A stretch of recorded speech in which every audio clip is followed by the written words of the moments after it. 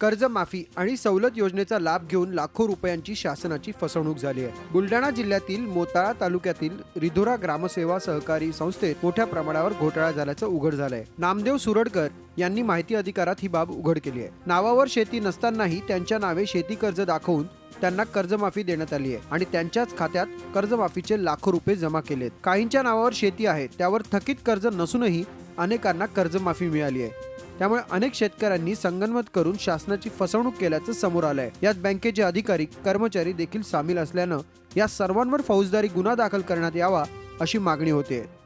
मी तक्रार अर्ज दाखल केल्यावर मला ही सगळं माहिती मिळालेली आहे, तरी शासनाच्या पैशाचा दुरुपयोग करून या लोकांनी जो भ्रष्टाचार केलेला आहे त्यांना जास्तीत जास्त फौजदारी गुन्हे दाखल करून यांना जास्तीत जास्त शिक्षा व्हावी।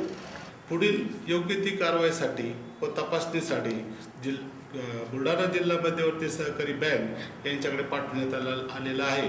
त्यांचा अहवाल प्राप्त झाल्यानंतरच योग्य ती पुढील कारवाई लवकरच करण्यात येईल। रिधोरातल्या भिकमचंद झवर नावाच्या शेतकऱ्याने अनेक शेतकऱ्यांच्या नावावर कर्जमाफी घेतली आहे आणि त्यांच्या खात्यातून परस्पर रक्कम खात्यातही जमा करून घेतली। माहिती अधिकारात ही बाब उघड झाली आहे। या संदर्भात त्यांना जाब विचारला असता गाव गुंडांचा वापर करून दुकानं फोडून दहशत माजवली आहे।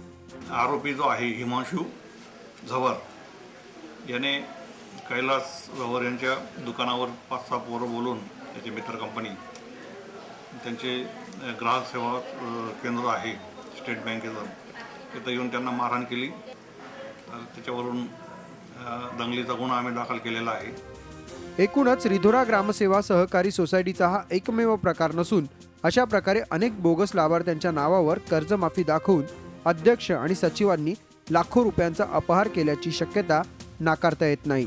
त्यामुळे या संपूर्ण प्रकरणाची निपक्ष चौकशी होणे गरजेचे आहे। संतोष लोखंडे, झी मीडिया, बुलढाणा। झी 24 तास रहा एक पाऊल पुढे।